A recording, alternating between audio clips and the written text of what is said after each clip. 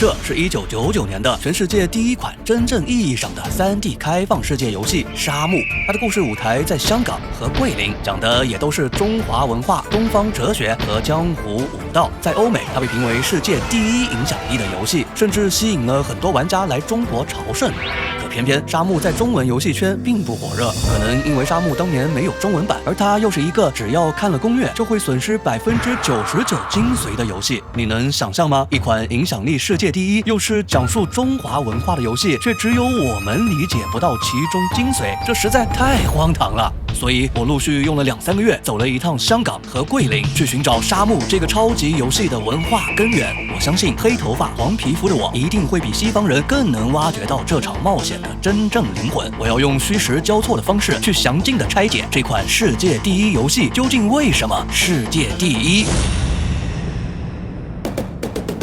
今天的故事会非常精彩，我用了最多的资料和最多的时间来制作这一集，所以为了不打扰影片的连贯性，我就先介绍一下今天的赞助商 Surfshark VPN。刚刚过完的暑假，肯定有很多人外出旅行了，出门在外使用公共网络，一不小心就可能个资泄露，甚至遭到骇客入侵。我去年在日本那样相对很发达、安全的国家，都被害掉过一张信用卡，损失惨重。如果当时有 Surfshark 就好了，因为 Surfshark 会帮我们开启军用级加密，保证上网安全，再厉害的骇客也闯不进来。除此之外 ，Surfshark 还能修改 IP 地址，突破地域限制，让我们轻松解锁全世界各个地区限定的网络节目。我自己就发现，有很多影视和音乐都会锁住香港和台湾的地址，有的甚至只对美国开放。但用了 Surfshark， 这些都不是问题。更妙的是，网上购物或者订机票饭店也能更换 IP 去获得最优惠价格。而且 Surfshark 是可以分享账户的，自己买了全家都能用，超划算。现在点击我在资讯栏和留言区置顶为大家准备的专属优惠链接 surfshark.com/badboy， 或者在购买时输入优惠码 BADBOY， 就能获得额外4个月的使用期，而且还有30天退款保证，不满意就退款，零风险体验。所以马上就来试试 Surfshark VPN， 解锁无限的网络世界吧。好了，广告结束，精彩节目马上开始。1987年，游戏主角八月良从日本来到香港，可他还没来得及欣赏东方之珠的繁荣，就被一群古惑仔抢了背包。我顶个梁慌得一匹，因为他的背包里装着一个关系到古老中国秘密的宝贝凤凰镜。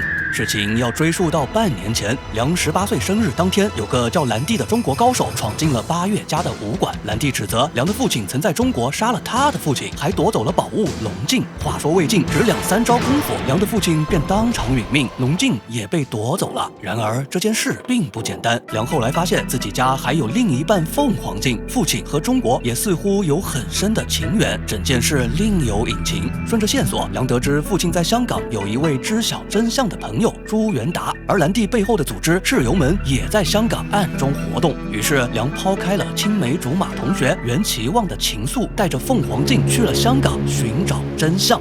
初来乍到，梁的手上只有一封介绍信，要去湾仔投靠一位叫陶李少的武林前辈，很传统的闯荡江湖开场，对吧？但接下来几分钟，沙漠世界第一的震撼将随之展开，请容我细细分解。一般的游戏会用地图标记或各种引导让玩家找到目的地，而沙漠用的是沉浸式拟真探索。我们可以随便找人问路，去问警卫，他会从自己的视角为我们指出大路的方向；问江湖人士，他们会要求先过几招再说；问街边小贩，有的会强行推销，钱到位了才会指路；问街边靓女，他们会说湾仔在女王街附近，过了天桥就到了。你发现了吗？每一个 NPC 都能根据自己的性格、立场和角度给出各不相同的互动，甚至风言风语的乞丐也会给出启示。他会神神叨叨地说：“水为什么是流动的？”然后当我们看到湾仔路口的喷泉时，会立刻恍然大悟，原来乞丐话有禅机。游戏开场，小小的码头，几十个 NPC 各有各的逻辑，个性鲜明，哪怕是随便一个路人甲也能和我们互动，甚至还会好心带路，就好像他们都是拥有灵魂的。这就是沙漠最独特之处，没有任何引导，而是用逻辑真实，让玩家真的感觉自己进入了武打电影中的复古香港。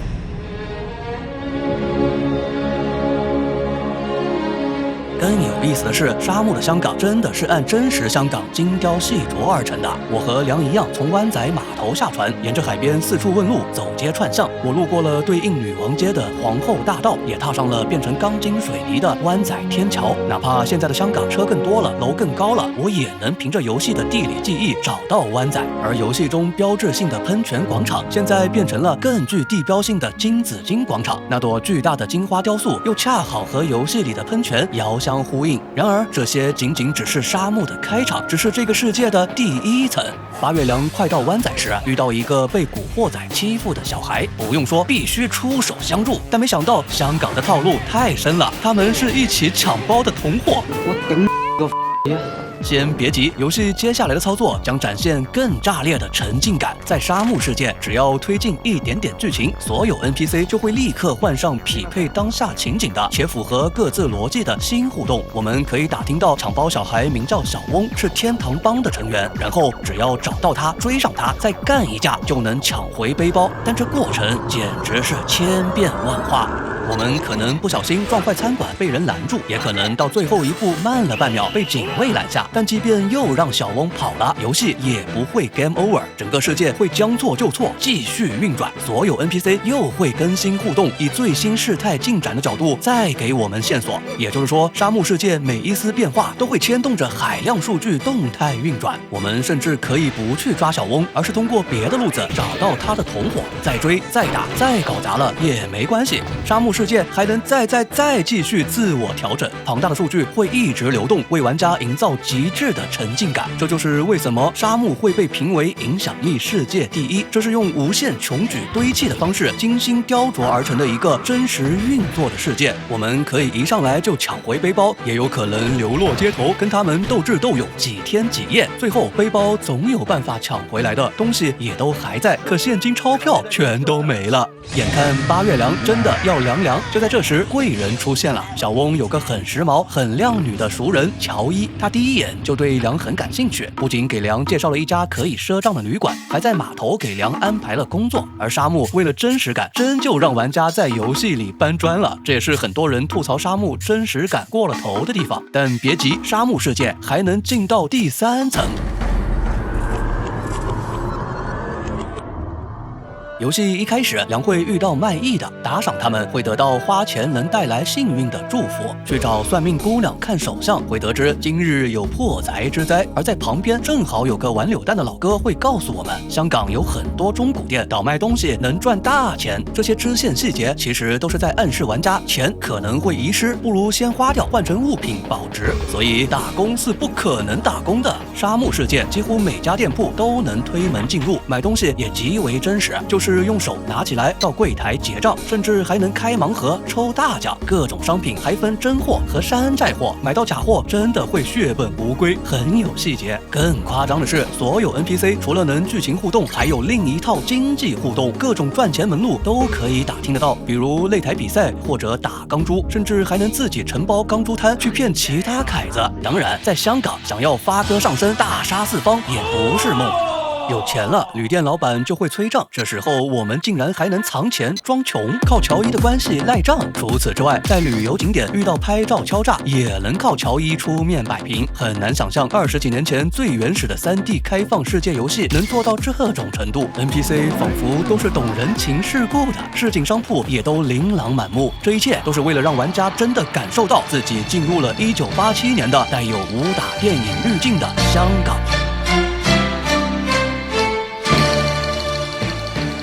凭着介绍信，梁找到了陶礼少老师的住所湾仔红南街，但这里早已破败，只剩个凶巴巴的老婆婆守着空屋。几番打听，梁才得知陶礼少已搬迁到古董街，沿着陡峭石阶而上，在几间算命铺子的对面有座文武庙，这里便是陶礼少的栖身之所。庙堂中朱红灯笼琥珀光，洋房之上香环密布，烟火氤氲。一位清秀女子正于台前俯身拜祝，梁上前询问陶礼少老师在此与否，怎料女子脸色忽沉，转身而去。片刻后，一名道士缓身而来，梁急忙呈上信件，欲求拜师投靠，但道士否认自己是陶礼少，还狠言道：“年轻人不讲武德，不知规矩，仅凭书信一封就妄想拜师，先去参透何为武德，再来拜过吧。”这话说的梁一头雾水，只好询问门前老者，但又被告知香港承中华血脉上下几千年，自有厚德与风骨，去街头感悟一番吧。当年我玩到这里简直是惊呆了，欲拜师傅先立品德，而且还得自己去开放世界中寻找参悟，这分明就是一场禅意浓浓的香港武打电影啊！我们玩家就是片中主角。而现在我深度探索香港后就更惊讶了，因为我发现当年沙漠游戏里的一切并没有艺术夸张，全部都是真的。凭着介绍找到了湾仔红男，只剩个凶巴巴的老头。几番打听，梁才得知桃李少已搬迁到古董街，沿着陡峭石阶而上，在几间算命铺子的对面有座文武庙，这里便是桃李少的栖身之所。庙堂中朱红灯笼琥珀光，洋房之上香环密布，烟火氤氲。一位清秀女子正于台前俯身拜祝。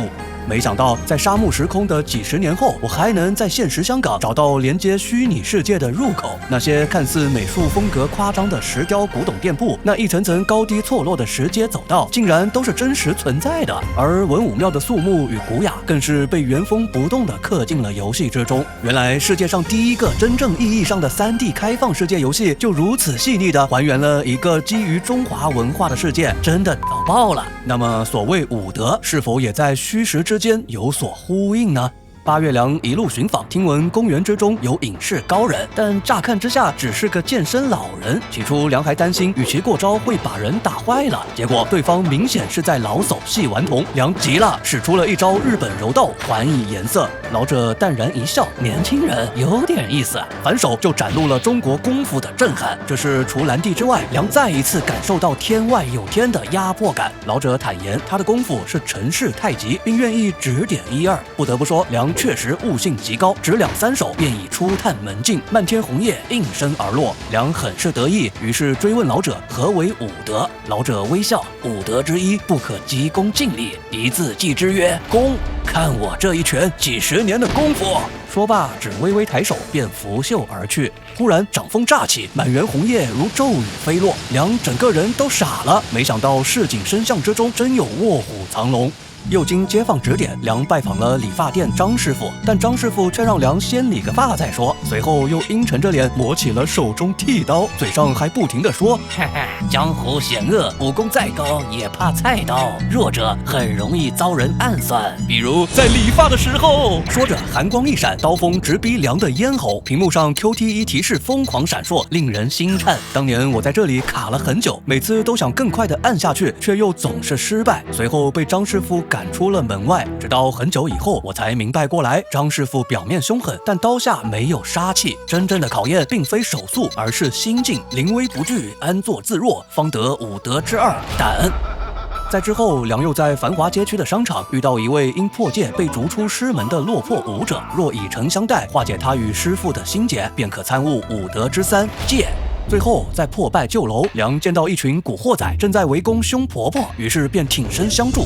之后，梁发现凶婆婆竟然是之前那位太极老人的师傅，是真正的隐士高人。婆婆缓言道：“坚持正义，坚定信仰，便是最后的武德。”至此，4大武德几乎明了。然而，梁又发现，其实去文武庙做义工也能窥见同样的道理，因为武德早就被刻写在了庙堂墙壁之间。最后的武德义字，更是锦衣关圣帝君而立，肃然深威。沙漠并没有用打怪升级和奇遇开挂来表达成长，而是用细节沉淀，让以武问道的精神自然流淌。这也正好完美呈现了中华文化之中最令人回味的意境。那么问题来了，游戏里公园老人、理发师傅都懂武道精神，这些是否也还原了现实，还是纯粹的艺术加工呢？为找到答案，我跑遍了香港的公园，但始终没有遇到太极老人。我钻进狭窄的旧式理发店，却也没见到挥刀试胆的大叔，倒是繁华的街头和沙漠中一模一样，满街的珠光宝气，还有像半岛酒店这样的地标，也都很还原的搬进了游戏。但这些只是外壳，真正的功夫之魂，我始终没有发现。你们可能会想，都2025年了，香港这座最现代的城市，怎么可能还有旧时代的拳脚残影呢？我居然相信沙漠能100%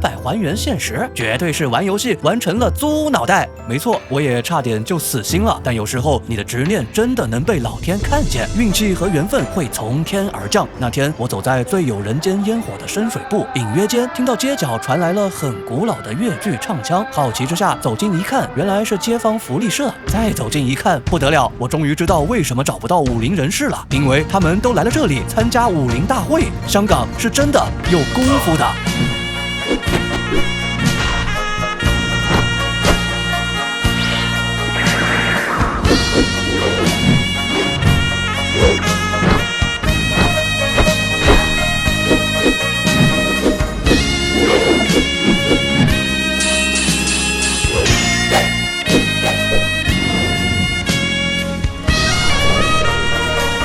天真的让我大开眼界，现场足有上百门派以武会友，还有很多普通功夫爱好者也自发参与。他们未必以武为事业，但都以武修身养性，真心热爱。功、胆、戒、义四大武德确实在香港生根了。沙漠世界所描绘的武学意境真的是来源现实，但我还有一点遗憾，没能像八月良一样亲身感受中国功夫的实战力量。然而我是真没想到，缘分早就埋下了伏笔。我原本在香港就有一位因为打游戏结缘的好兄弟，当我把武林大会的经历和他分享时，他竟然告诉我，除了玩游戏之外，他也是个武林中人，只是小小技艺不足挂齿罢了。说罢，他就帮我引荐了正宗咏春叶问第3代传人林师傅，而我也终于真正感受到了传武的威力。林师傅只随手一个架招，我整条手臂就感觉快要脱臼了，还有各种寸劲和关节技巧也都威力无比。感觉一下，我直接用这个用力，就是这个。和现代搏击相比，可能传武并不追求极致的竞技杀伤，但它更兼具内外兼修的美感和内涵。林师傅对我说，真正的武德不在拳脚之间，能把谦虚和担当带回生活，才是真正的习武问道。打10个怎样？我们带11个过来。这一天的经历终于让我明白了，为何沙漠这种远超时代的游戏会毫不犹豫地以中华文化和功夫为题。可能只有这份沉淀几千年的厚重与风骨，才能撑起超级游戏的恢宏体量。而这种精神内核也真的在游戏里被刻画得淋漓尽致。八月良找到武德之后，先前那位庙堂女子再次现身，她其实就是陶礼少老师，真名洪秀英。当初之所以不认八月良，是因为她心浮气躁，先入为主的否认了女子也能为师，这样的人又怎能和蓝帝蚩尤门对抗？不过一番训诫后，洪师傅还是收下了良，他甚至让良住进了他的房间，表面是节省盘缠，其实多少也带着些看管之意。生活上，师傅也派了小师姐熏芳梅加以照顾，但就是不教八月良武功，而是让他每天搬书修身养性，搬完了再去夹落叶。当年我玩到这里，一下子就被陶醉了。欲练功先修心，搬书夹落叶，其实是在锤炼耐力、眼力和身法，这些都是洪师傅的用心良苦，也是很多急于追求爽快的游戏最容易忽略的底蕴。可能也只有沙漠这种规格的游戏，敢对这些最细腻的地方挥下浓墨重彩。可惜八月良年轻气盛，不懂这些，一心只想追查蚩尤门，每次溜出去惹出祸事，被人给干了，还得靠师傅出面摆平。在这段日子里，我们也渐渐摸清了香港的生活，老虎机、游戏厅这些 happy 的地方也都混熟了。别忘了，沙漠可是鼻祖级开放世界。我之前说过，开场码头有几十个动态智能 NPC， 而整个香港有几百个，其中一个还是良的老乡，日本留学生高野泉。别看他长得人畜无害，结果却差点把我们带坏了。这小姑娘常年混迹黑市拳赛，耍的还是李小龙截拳道。更离谱的是，她还是个赌狗，就因为她的怂恿，我竟然迷上了地下博彩赛鸭子。为了玩得更嗨，我还把文武庙的鸭子给抓了，带去地下改造成赛鸭，最后还真的一路过关斩将，打败了丑小鸭，成为了超级赛鸭人。不过呢，玩归玩，闹归闹，这些支线游戏里有一个是真的好用，那就是泡师姐。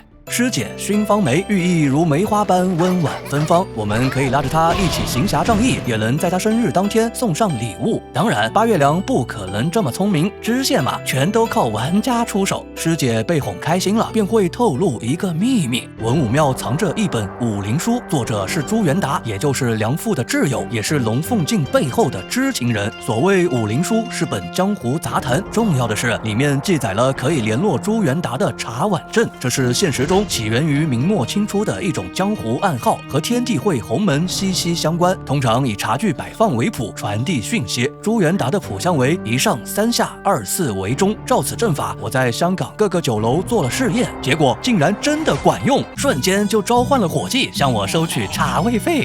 而在游戏里，梁摆下茶阵之后，果然就有线人来报，欲寻朱元达，须问天堂帮。天堂帮梁是知道的，就是一开始抢他包的人，但洪师傅却不准梁继续追查。到了晚上，师傅还黯然垂泪，像是背负了难言苦衷。梁的品格非常正派，也很尊师重道，但他身上还背负着血海深仇和龙凤镜的使命，所以只能暂时离开，搬去了小翁的船屋。而整个天堂帮也都是扎根在码头，大小船只随潮而动，很有一番风味。而这些很古旧质朴的场景也一直保存到了如今的现实香港。我也亲自去寻访了一些，真的超有感觉。不得不说，香港古今并柔，天生就是个讲故事的好地方。在一间破烂船屋，梁终于找到了天堂帮话事人任武英。可是这家伙只想骗钱，对朱元达避而不及。梁为了逼迫他入局，在纠缠间双双从鹰架上跌落了下去。不用说，这肯定是在向香港动作电影致敬。然而当任武英看到了梁的凤凰镜时，突然两眼放光，他断定这是个古老中国的秘宝，一定很值钱，也很值得入局。不过据他所知，朱元达如今藏匿在九龙城寨，启程之前必须做好万全准备。梁回到了文武庙，向众人辞行。可怜师姐早已被玩家攻略，哭的是泪如梨花。沙木很少用直白的煽情来取悦玩家，而是习惯把复杂情感埋进微妙之处，比如沙木会用拍照这种复古行为来勾勒出最难以描绘的怀念，又用主观选择让玩家自己去体会那份若即若离的微妙感觉。这些对应到玩家行为的互动，可能比1万句电子赛博情话更让人沉醉。再次面对师傅，他终于说出了不教梁武功的缘由。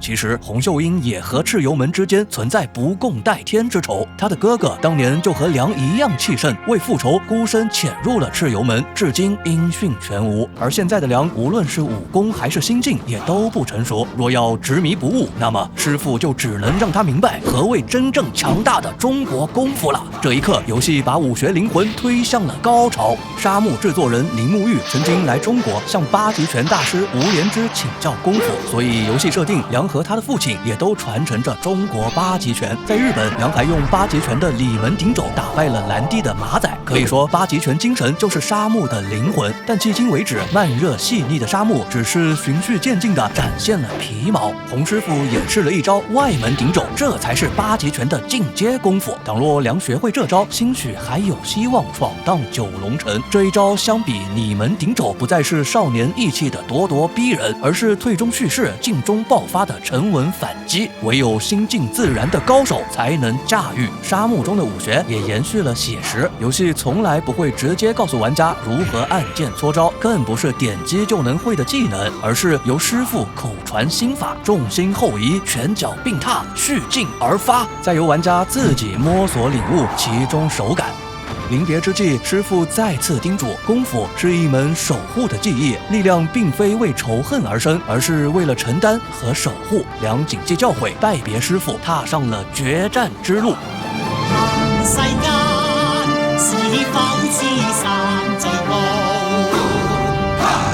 或者另有高處比天高？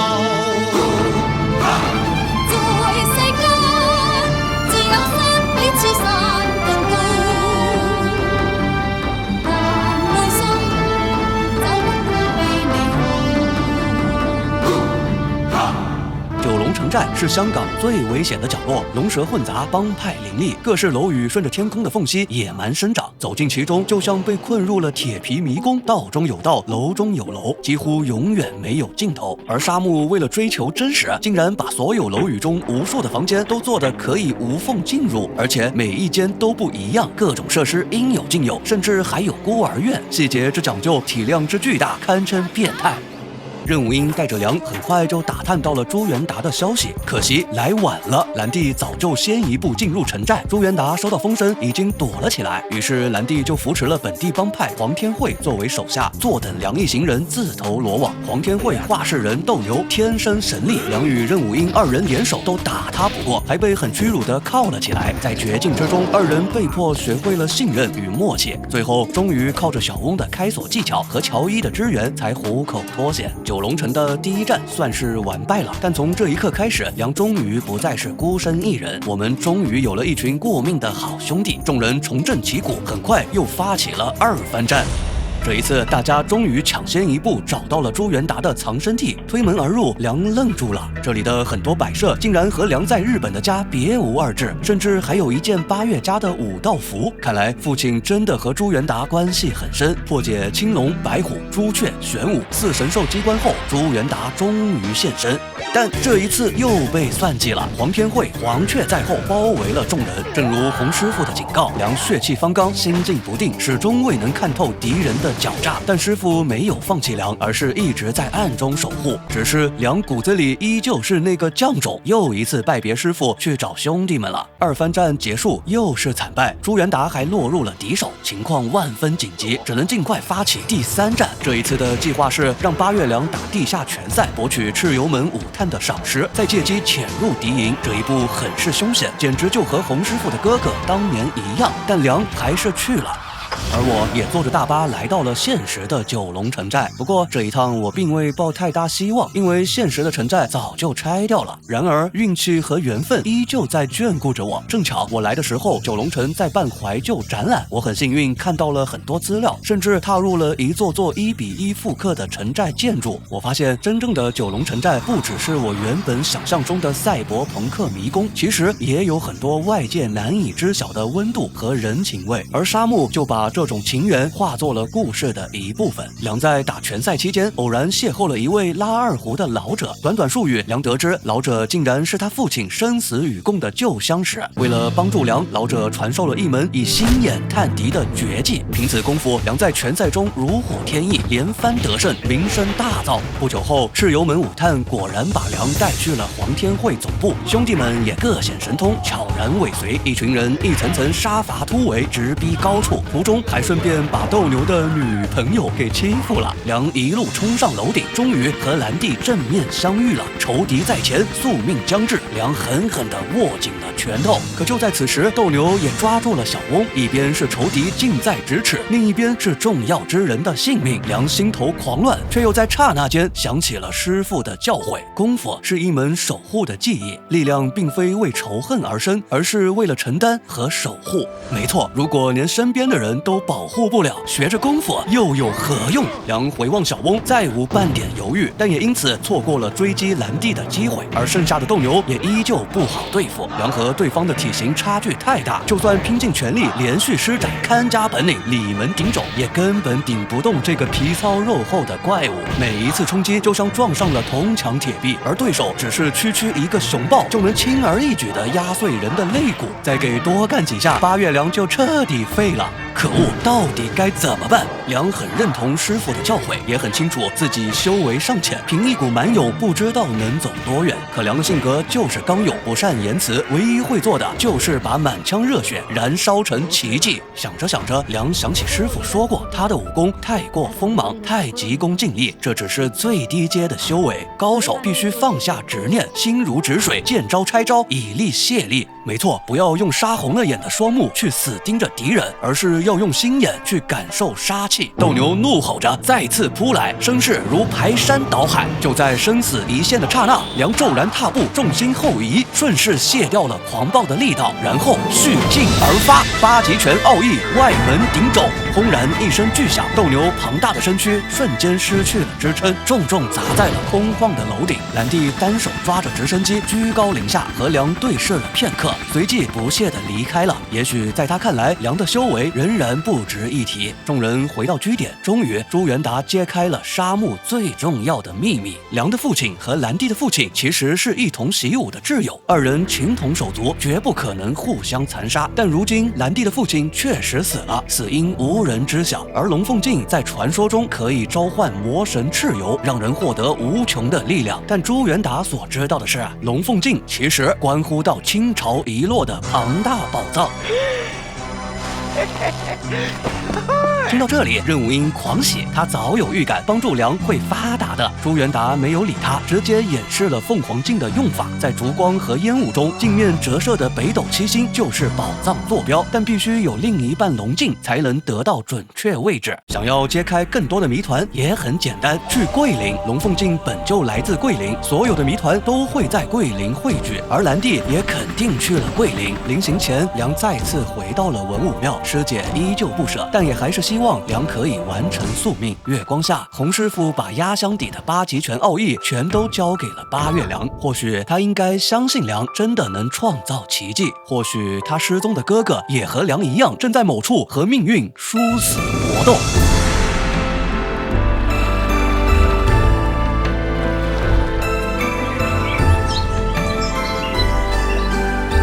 江河环绕，奇峰林立，桂林的山水宛如天公神笔。木船缓缓靠岸，远处空明宁静，没有一丝尘世的喧嚣。岸边孩童耍闹嬉戏，欢笑声不绝于耳，一切都美得让人沉醉。为了追上兰弟，解开所有秘密，梁从香港来到了桂林，而我也踏上了同样的旅程，从梁下船的那片江岸，继续这场虚实交错的冒险。沙漠作为一款20几年前的游戏，画面是棱角可见的，但此刻眼前的山水画卷仿佛能挣脱时空限制，令人神往。然而突然之间，一道惊雷划过，暴雨倾泻而下，水面也跟着疾风翻腾起来。远远的，梁看到一位少女正在急速奔跑着跳进了水中，似乎是想救一只白鹭。梁心头一紧，来不及多想，便毫不犹豫地跟着跳了下去。风雨扑面而来，巨浪一次次重重砸下，梁拼命地挥动手臂，顶着随时被吞没的危险向少女逼近。终于在一处稍显平缓的水域，一把将少女揽在了怀中。但此刻的水流依旧狂暴，生死只在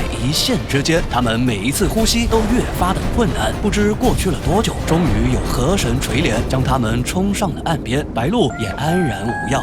少女自我介绍，她叫林沙花，来自几座山之外的白鹿村。巧的是，朱元达给的线索也指向白鹿村，于是二人相视一笑，决定结伴同行。而接下来发生的事可能会让人难以置信，沙漠又干了一件很疯狂的事。八月梁要和沙花翻过好几个山头，而沙漠竟然真的把这段徒步旅程全都做了出来。如果不按跳过，全程得走将近2个小时。这听起来很离谱，但我敢说，认真玩到这里的玩家几乎没有人会选择跳过，因为沙漠从开篇就一直在埋林沙花的伏笔。梁还在日本的时候，就会经常梦到她，游戏开场动画是她，隐藏道具封面还是她，就连游戏包装盒上也全是她。所有人都知道她肯定是沙漠真正的女主角，但她太神秘了，从未在游戏中现身。这个伏笔跨越了日本和香港2个漫长的章节，直到此刻，玩家终于在桂林与她邂逅。好奇、期待、幻想都会在这一刻彻底爆发。而沙漠的疯狂精妙设计还不止于此，这段漫长的路程中，玩家可以和沙花尽情的聊天，甚至能把一路上遇到的人和事都讲给他听。整个过程绝对不会枯燥，因为沙花的回应极其细致自然，完全合乎逻辑，几乎每一句话都能说到玩家的心趴上。比如聊到鲜花，梁会提起日本女同学袁其望开的花店，而沙花会疑惑，漫山遍野都是鲜花，为什么会有人开店来卖呢？短短一句就让人感受到了他脱离尘世的纯真。又顺着话题，二人会继续聊梁的女同学和其他女生。这时玩家竟然还能撒谎隐瞒，也可以坦诚地把和其他女生的合照给沙花看。总之这一路玩家真的会感觉在和一个有灵魂的沙花同行，甚至还会被她调动了情绪，更能很沉浸地感知到梁和沙花的距离在慢慢贴近。到了晚上，梁和沙花在山洞过夜，两人互相为对方守着火堆，伴着夜色，沙花清唱了一曲《沙漠》的主题歌。这首曲子是请中国二胡大师贾鹏芳演奏的，而真人版则是特地融入了桂林山歌的韵律，名字叫《江青日报花歌》。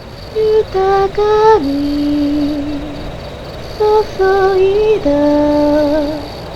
小樽の川の流れに抱かれて眠ればるかな面影いつこ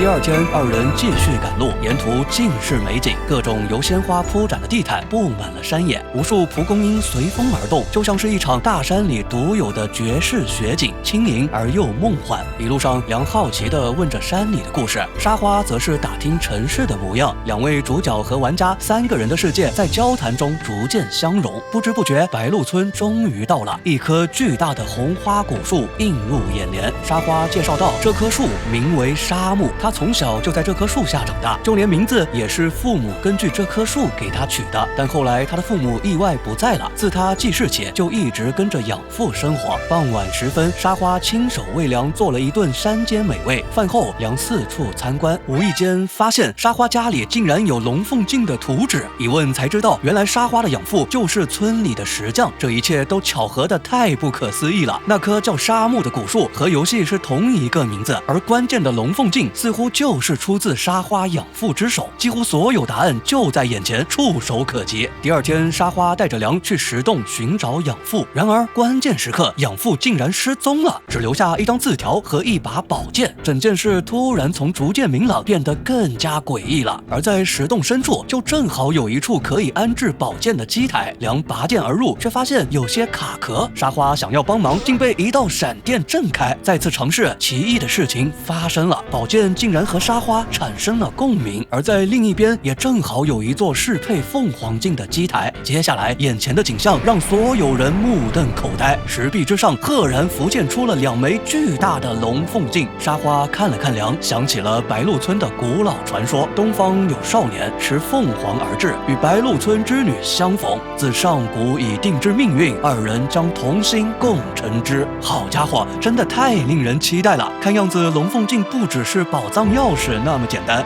但是沙木游戏却在这里画上了一个极其突然而又震撼的休止符。2001年，游戏巨头世嘉在竞争中败北，从此再也没有能力去制作这么规模庞大的游戏了。原计划16个章节要让八月良踏遍神州大地的超级游戏沙木，就这样停留在桂林的石洞戛然而止。2015年，沙木制作人铃木玉搞了一次复活众筹，仅用9个小时就完成目标，创下世界纪录。我当时也捐款了2笔，众筹出来的小成本沙木还是满满的中华武侠味道，老玩家一上手就能找回感觉，但规格肯定达不到当年的程度了。故事的悬疑部分也没有推进多少，只是知道了梁的妈妈可能是一个叫小倩的女人。在之后，沙木就没有新的消息了。可是这场冒险真的就此结束了吗？沙木就像一幅用极其写实的手法绘制而成的写意画卷，它拒绝追求简单的快感，反而以极致细腻的点点滴滴去构建一个极具文化意境的世界。正是这种逆流而行，才造就了它的独特与不可复制，甚至让它拥有了跨越虚拟和现实的浪漫。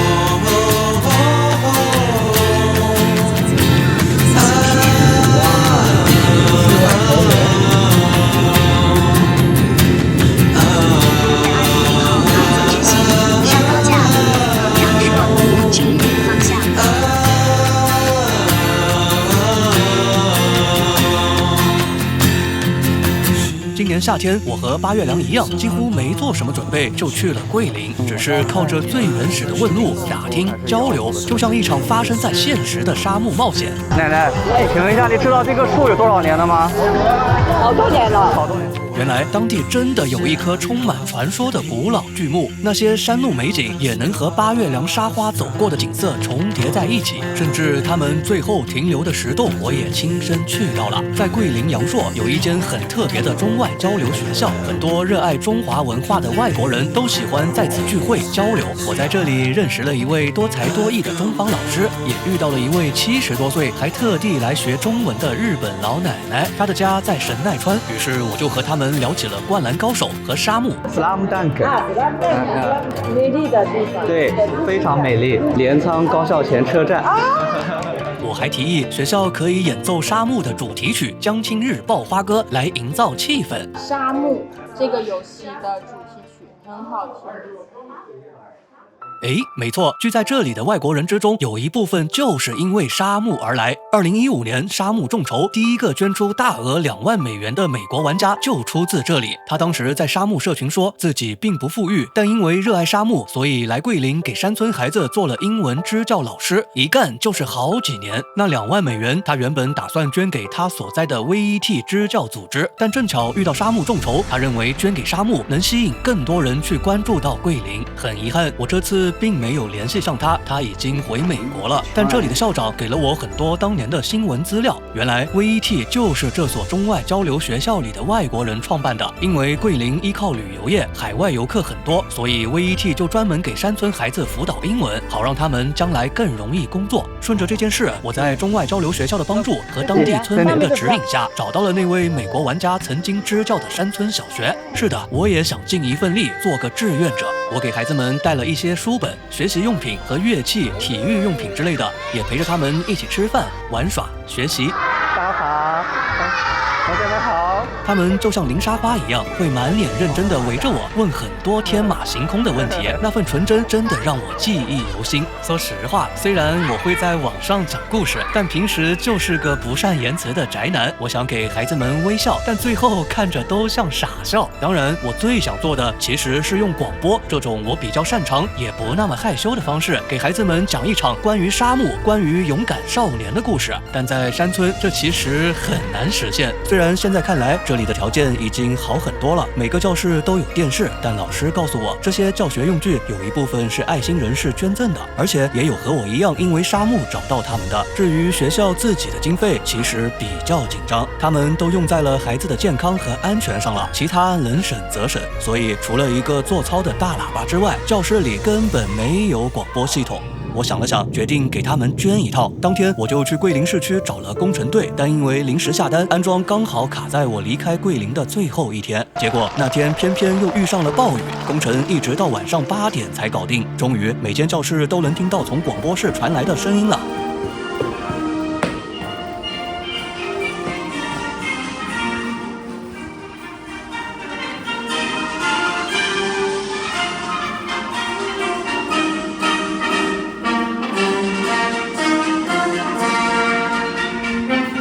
但在这之前，孩子们早就放学回家了，有那么一点点遗憾。于是我就把想说的沙漠故事缩减成几句话，写在了所有低年级的黑板上。我想对孩子们说，曾经有个勇敢的少年，为了完成使命，踏遍千山万水，历经艰难险阻，也从未放弃过。他相信梦想，也相信奇迹。我愿你们永远热爱自己的家乡桂林，更希望你们能像那位少年一样，有勇气走到更远的世界，去探索，去梦想。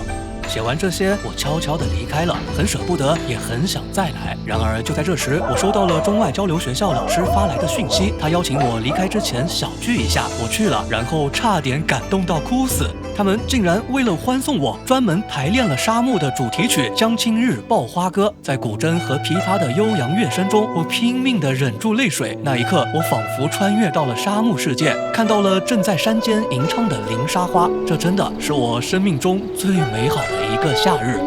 第二天，我一大早到了机场，又收到几条讯息。这一次是山村小学的师生发来的，他们看到了我留下的祝福，孩子们都站在黑板前，用最美、最纯真的笑容回应了我。那一刻，我明白了，也许沙漠不再会有续集，像沙漠这样超高规格，而且还是以中华文化为题的游戏，就这样戛然而止了，非常遗憾。但这些都不重要了，沙漠并没有完结，沙漠世界第一影响力的名头绝对不是乱说，沙漠精神早就和现实连接在了一起，在孩子们的笑容中，在每一个敢于梦想、勇于探索的少年心中，我相信总有一天，比沙漠更美好、更厉害的作品会在他们手中诞生。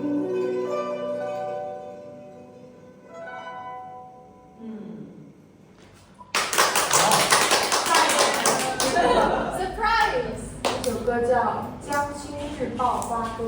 你不是一本邓书给你，辛苦你了。